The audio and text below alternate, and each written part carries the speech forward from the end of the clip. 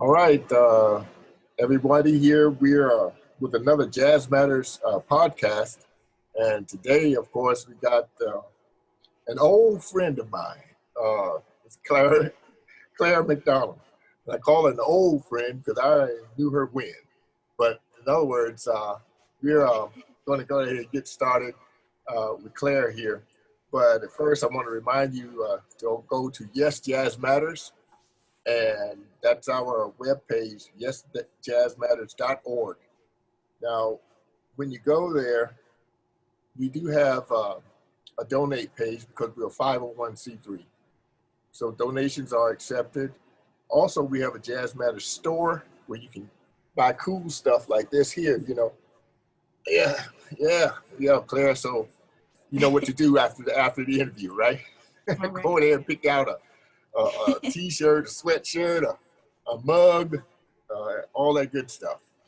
But anyway, we're talking here today with Claire McDonald, and what I wanted to do was, Claire, uh, let everybody know exactly, you know, how long you've been struggling in this road uh, as a musician, but at the same time, let them know, where you're from and how you got really started here. I kind of know, but they don't. But anyway, go ahead, tell them. Well, I was born here in Atlanta um, back in 84, 1984. Um, yeah, to two parents. My father was a jazz musician, played piano, was really, really great pianist. And my mother, she is a singer and also teaches voice. Yeah, so I already had it sort of in my life from birth, from before birth, really. Right, um, exactly. yeah. Uh, Um, if you uh, what what drove you to the music, especially jazz music? Now I know like your father was a jazz musician, and the fact that it was already there. But I know you have a brother, but I don't think he's not more or less a jazz. He's in the music also, right? hmm But he's not necessarily jazz, right? No, not no. He's more classically trained, Right. baritone. Okay. Yeah. Yeah. But what made you stick with the jazz scene? Well, I always loved hearing my father play growing up, and going to his gigs, and there's just something about it. I didn't come up, you know, educated as a jazz musician necessarily. I am a classically trained flutist. Um, I played in the band at school, and then I majored in music in college, and went on to get a master's degree in flute performance, and that's all classically trained stuff. And I finished school in about 2009, and then in 2010, my dad suddenly passed away, and I just thought, this would be a perfect time to just get into jazz, just do it. um, and I'm still learning the craft. I absolutely love it. I use what I've learned in the classical world to play That jazz. that that helps. Yeah, all the technique that I've learned. Yeah, I mean, I I I, I kind of I think it's because of my dad that I went that route. I mean, I still there's my cat. Sorry. Oh yeah, you're trying to get him some camera time. But go ahead.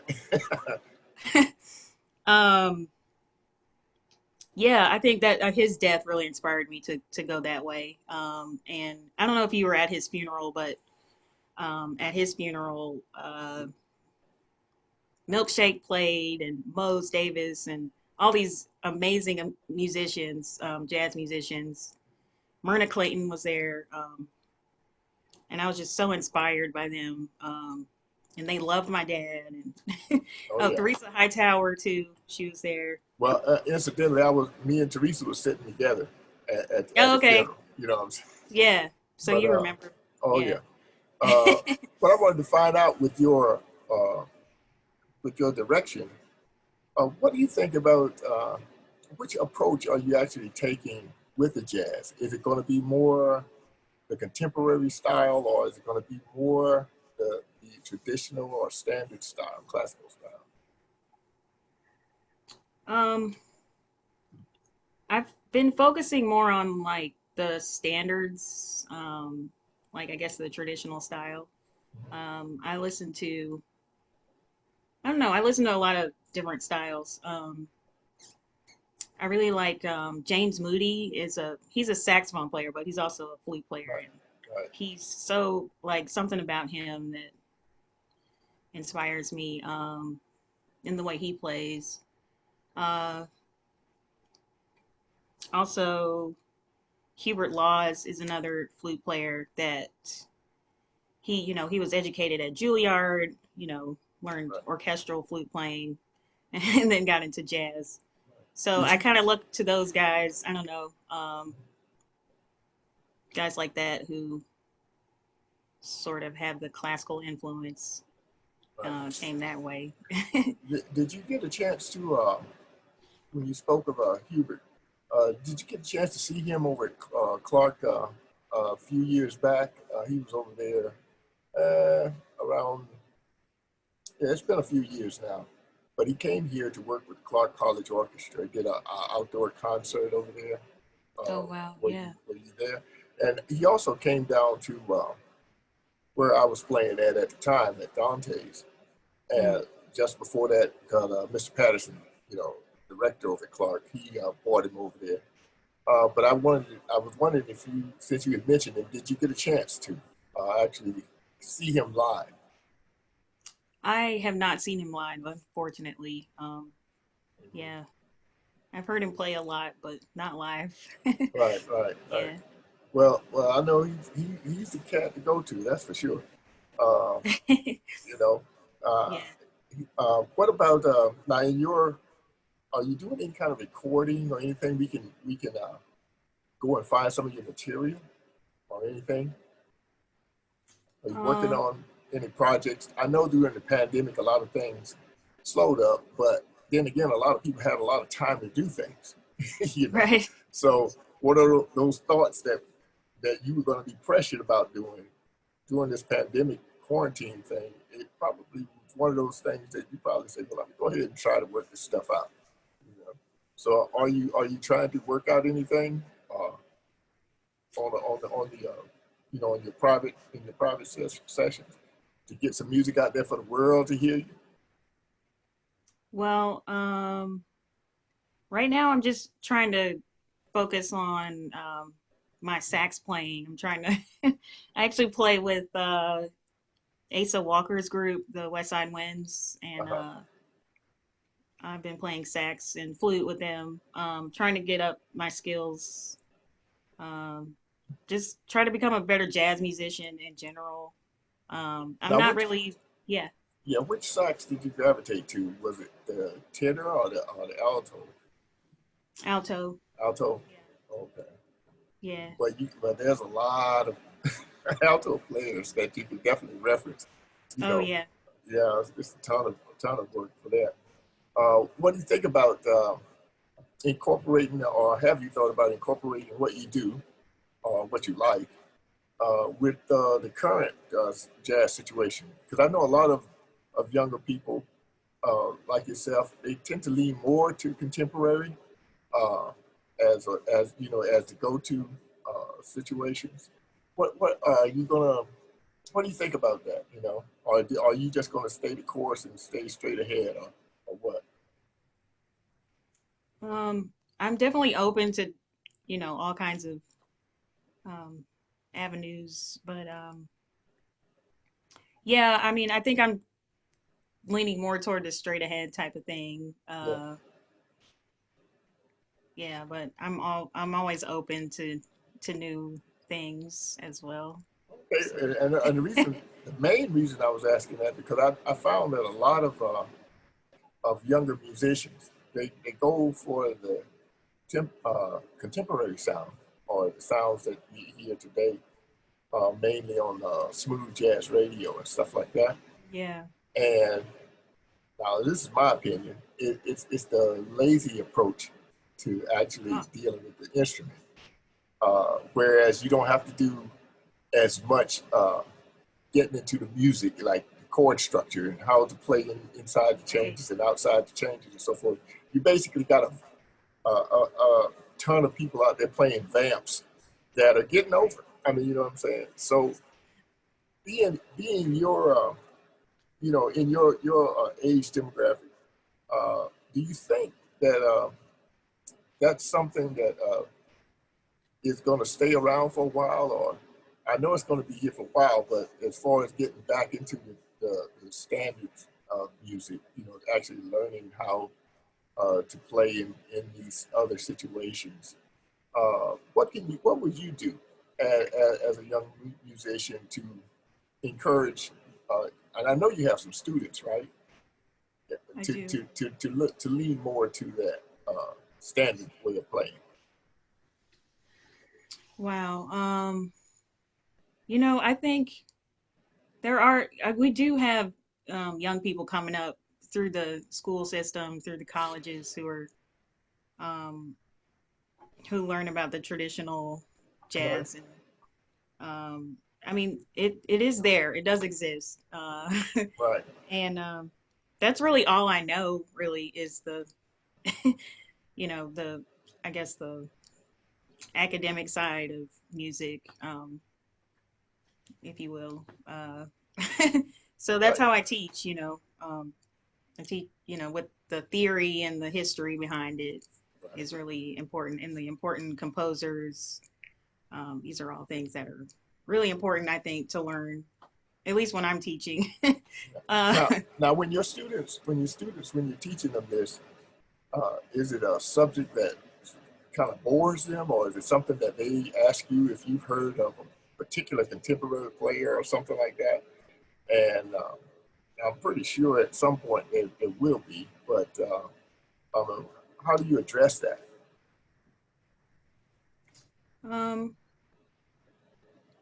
some students are really enthusiastic about it, and uh, they are, they will ask about certain things.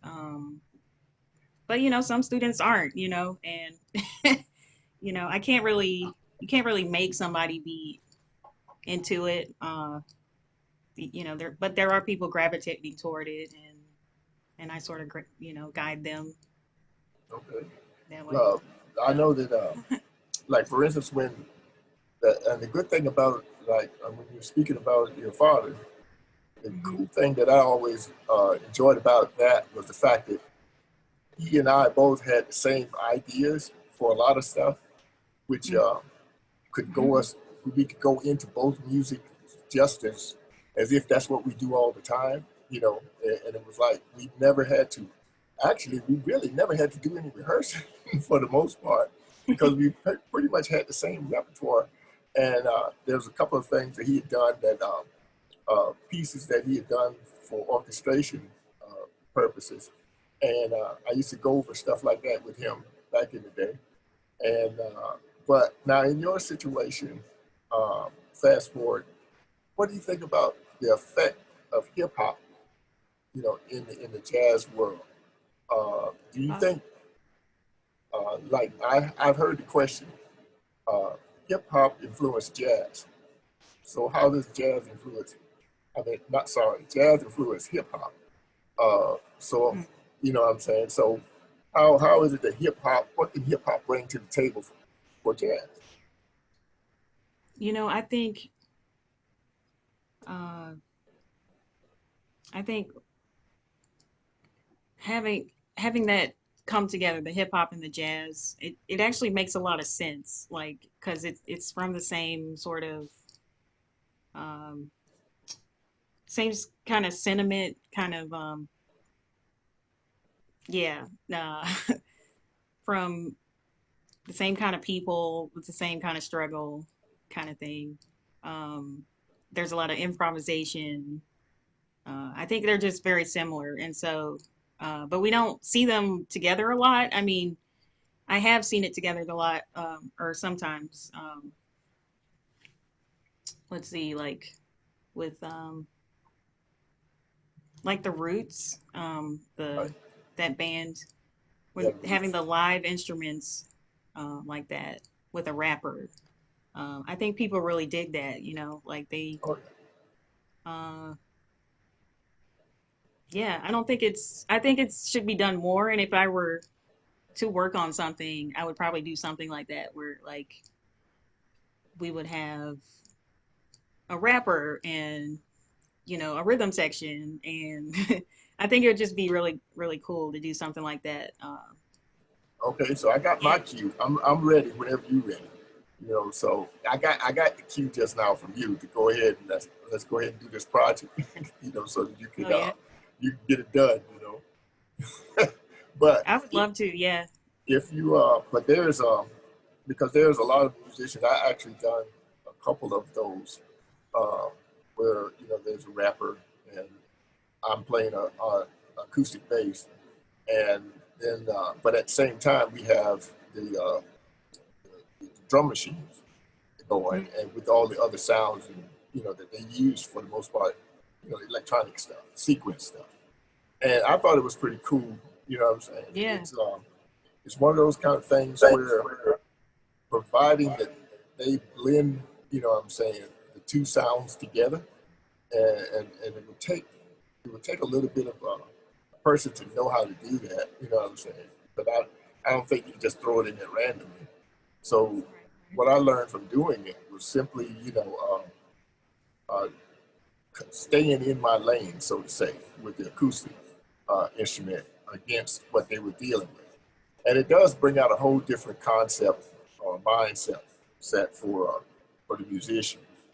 Now, in uh, Jazz Matters usually have uh, different events, and I've been trying, like I guess well, you know, I've been trying to get you to do some. The problem was pandemic came up, shut everything down, you know. Yeah. Yeah. But we are looking also to do some other stuff, probably virtual, and we're going to try to reach back out to you again to you know put something together for us. And Yeah. I would love that. Yeah. yeah, I think you probably yeah it'd probably be a lot of fun.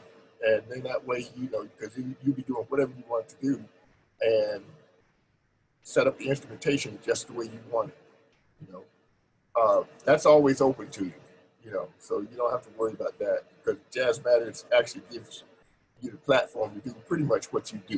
You know, now when it comes to uh,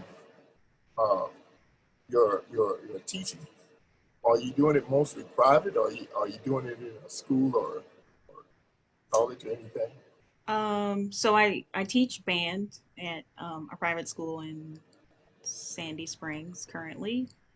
Um, I also teach privately as well. I teach, you know, flutes, sax, clarinet, a little bit of brass. Um, yeah, and yeah, it's been kind of slow during the pandemic, but it's still going, and I'm Right. grateful for Well, that's cool. Uh, that. what but where do you see yourself in about the next 5 years in the music? Oh wow. Um, you know, I just want to play more, really. It's just yeah, specifically jazz. I mean, I love classical. I'm still doing classical music and you know, playing in church and with orchestra stuff like that, which is great. But there's just something about jazz that is just so it's like the way music is supposed to be, you know what I mean? Mhm. Like uh it's true expression of the spirit, and I love that. Yeah, so just to play more, get out there. Yeah, that's So working your so basically working up a solo project for yourself to become you know a band leader. That's where you want to go with it. I could be a band leader or, co-band leader, whatever. It's, yeah, either way. Oh, okay. Yeah, yeah. Well, we got a lot to talk about there. Coming up here.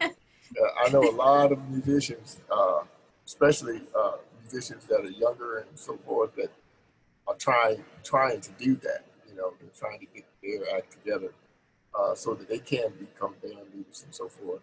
And a Yeah. lot of them have done a lot of writing, in the area, uh, and I've heard a lot of the material. I think it'd be pretty good. That's one of the reasons why I wanted you to see if we can get that thing together where we can actually do a concert featuring you, you know, and that way, Oh, I love that. Yeah. and that way, I'm saying, because then it's just a matter of getting you out there, uh, like you want to be, and it may come a little sooner than you think. To say it like that, all All right. right? But now in Atlanta here, our community for jazz music has definitely dissipated since Mm. back in the day, and where do you think the city as a whole? I don't see the type of support, but then again, I don't see that support in a lot of places around the country. But as far as Atlanta goes, it had a pretty vibrant jazz community, Right. and it all seemed to pretty much almost dissipate. You know, uh, I don't know what it's going to take. What I'm saying, to other than organizations like myself trying to keep the music alive. Although the music had never died, but I'm saying, keep it popular, and keeping the culture going. Uh, I think what we're going to probably have to do is get more musicians and so forth like yourself, and just keep them on center stage. And that way, I know that you can bring it back. I don't see a whole lot of that going around like it used to, and I think that's kind of a negative situation for the city. As big as the city is, it doesn't have a go-to spot. When I was working at Dante's, that was a go-to spot Right. because everybody around the world knew where it was. And they knew exactly, what was going to be done there. They knew the type of music and so forth. So, like I said, I'm working hard on trying to get that to happen again. You as far as jazz matters go. That's Uh, great. now, as far as uh, some of the musicians that you have worked with, as a matter of fact, uh, before I forget, I don't see why I forget this. You worked on the new project, right? Coming to America too. Oh yeah. I Yeah. was. Yeah. So did you have I fun? saw you too. I Or saw did you. you see me? Yeah. Now you didn't see me. There was somebody that looked like me. But, Yep. but anyway, how uh, did you have fun doing it? Yeah, it was pretty cool. It was pretty cool.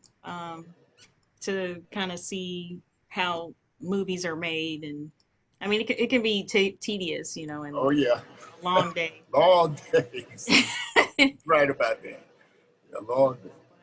it But was still, yeah, quite an yeah, experience. yeah, it's a blast. Well, at least you're part of history because that actually that movie was or is like a historical event. Because if you think about it, uh, all the people that were in it, especially like the older actors and stuff. I mean, that in itself is a little historical itself to be all in that place at the Right. same time. So I hope it does well for everybody. Um, as a Yeah. matter of fact, I know that they're making other movies. I hear from musicians all the time wanting to do sets and so forth on different little movie studios around town. Um, do you have any videos yet uh, on yourself? I do have a YouTube channel Yeah, with oh some yeah, give us videos. that. Yeah, give us that. All right. Give us the link and everything. All right. So how do we I get to it? will. Yeah, I will have to actually look it up. But it's under my name, Claire McDonald, on YouTube. I also have an Instagram, Claire Flute too. Um, yeah. I yeah, I need to update all that stuff too.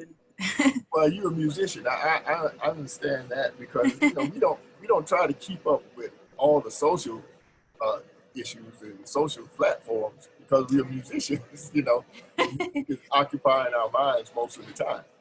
Uh, but anyway, it was pretty good, Claire, to go ahead and get you out here. And now that you've been here and we've talked a little bit, we'll talk again, of course, by the time you let me know when your project will be coming out, and we'll have yeah, definitely, we'll have you in performance also. So all that's going to be good, and we're 9 times out of 10 be streaming that kind of stuff. Uh, but glad you were able to lock it down with us today. And if anybody really wants to get a hold of you to follow up, like to ask, even though I know you teach privately as well as private school, um, give them that. You can go ahead and give them that information now if they need to, uh, whatever platform you want to use. Yeah, so I am on Facebook. I check that a lot, and Instagram, at Claire Flute too. Um, and just Claire McDonald on Facebook. I'm on YouTube as well if you want to hear what I how I sound, I guess. And yeah, and I am available for lessons and performance, jazz, classical. Uh, yeah, mostly woodwinds. Right, right. Yeah. Yeah, because I'm really anticipating on you on sax, you know, uh, seeing how that's coming along and everything. Okay, but Yeah. glad to be here, and you can always, of course, go to yesjazzmatters.org and find out everything you need to know about Jazz Matters and about me, you know. But the thing is, Claire, it was great to see you again. Yeah. Great to hear you again, and we can go ahead and close this little thing out. See, it wasn't too bad, was it? No, not too bad. Not Not too too bad. Not too bad. bad. Okay, but anyway, all right. Until the next time, we were here this time with Clara McDonald, who's a flutist or flautist, however you might, whichever way you want to pronounce it or identify it. And we're looking to hear more from you for sure. Thank, thank you All right. for asking me to come. I Oh, appreciate it. oh, thank you. Now Really don't an back honor. out when I ask you to perform for me. Don't back out. All right. Okay, I won't. I won't. All right, then. All right. Peace out, Claire. All right. All right.